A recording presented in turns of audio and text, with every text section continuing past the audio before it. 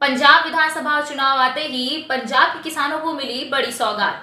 नमस्कार, आप देख रहे हैं बेरोक टोक और मैं हूं आपके साथ अर्चना गुप्ता। आज हम बिना रुके और बिना अटके पंजाब विधानसभा को लेकर यहां पर बात करेंगे कि कैसे 117 सीटों वाले विधानसभा चुनाव को लेकर अनेक राजनीतिक पार्टियां चुनावी मैदान में उतर चुकी हैं और जनता को लुभाने के लिए नए नए प्रलोभन दिए जा रहे हैं। अगर बात करते हैं हम आम आदमी पार्टी की, बीजेपी की या सत्तारूढ़ पार्टी कांग्रेस की, तो चुनाव जैसे ही आता है इन सभी के घोषणा पत्र में किसान महत्वपूर्ण हो जाते हैं, मजदूर महत्वपूर्ण हो जाते हैं, बेरोजगार महत्वपूर्ण हो जाते हैं और जितने भी असहाय लोग हैं वो महत्वपूर्ण हो जाते हैं।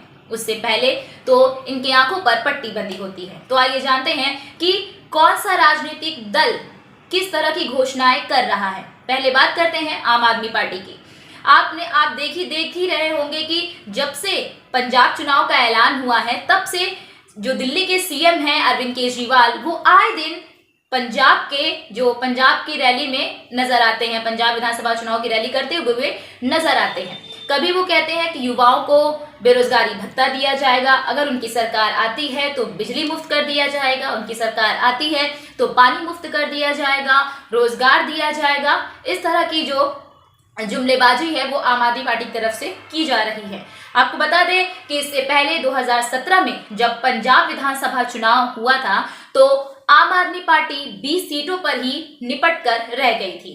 दूसरा आता है बीजेपी 2017 के विधानसभा चुनाव में केवल 18 सीटों पर ही वो सिमट कर रह गई थी और आज मतलब इस समय जब पंजाब विधानसभा चुनाव नजदीक है तो बीजेपी वहां पर हिंदू वोटरों को लुभाने के लिए और दलितों को लुभाने के लिए कहती है कि यदि हमारी सरकार आती है तो मुख्यमंत्री दलित चेहरा होगा या हिंदू चेहरा होगा। आपको बता दें कि इस बार बीजेपी को बड़े ही अलग नजरिए से देखा जा रहा है, क्योंकि जो पंजाब के पूर्व मुख्यमंत्री थे कैप्टन अमरिंदर सिंह, उन्होंने कांग्रेस छोड़ दिया है और उन्होंने ये भी ऐलान कर दिया है कि वो आगामी पंजाब विधानसभा चुनाव बीजेपी के साथ लड़ेंगे। अब आपको बता दें कि इनकी जो नई पार्टी है पंजाब लोक कांग्रेस, कैप्टन अमरिंदर की नई पार्टी का नाम है पंजाब लोक कांग्रेस और उन्होंने अभी हाल ही में इस बात का ऐलान किया है कि वो पंजाब विधानसभा चुनाव बीजेपी के साथ गठबंधन करके लड़ेगी। अब बात आती है सत्ता में काबिज कांग्रेस। 2017 के विधानसभा चुनाव में 77 सीटों के साथ जो कांग्रेस है वो पंजाब की सत्ता में आई थी और अब उसके 5 साल पूरे होने वाले हैं। अभी हाल ही में पंजाब के नवनिर्वाचित मुख्यमंत्री चरणजीत सिंह चन्नी ने कई सारे ऐलान किए हैं जिसमें कहा गया है कि उनकी सरकार में अब इस साल क्योंकि अब चुनाव आने वाले हैं तो किसानों को 2 लाख रुपए कर्ज, किसानों का जो 2 लाख रुपए कर्ज है उसे माफ कर दिया जाएगा। जो किसान भूमिहीन है, ऋणी है, उनको 2000 करोड़ रुपए उनके खाते में ट्रांसफर कर दिया जाएगा और साथ ही साथ ये ट्रांसफर 10 दिन के भीतर किया जाएगा। ये किसानों को लुभाने की बात कही गई और मजदूरों को लुभाने की बात कही गई।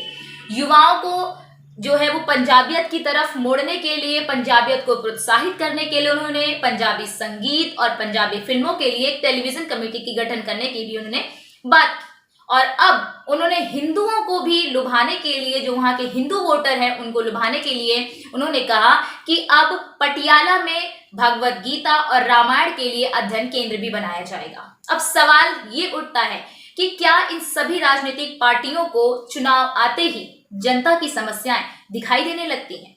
बात अगर करते हैं पंजाब की कांग्रेस की, जो इस समय सत्ता में काबिज है, तो क्या 4 साल पहले जब वो सत्ता में आई थी तब उन्हें मजदूर, किसानों, बेरोजगारों की याद नहीं आई थी? क्या तब उन्हें नहीं पता चल रहा था कि किसानों के ऊपर कितना कर्ज है, कितने किसान भूमिहीन हैं, कितने मजदूर असहाय हैं, कितने नौजवान बेरोजगार हैं? ये सारी बातें क्या तब उनको नहीं समझ में आई थी?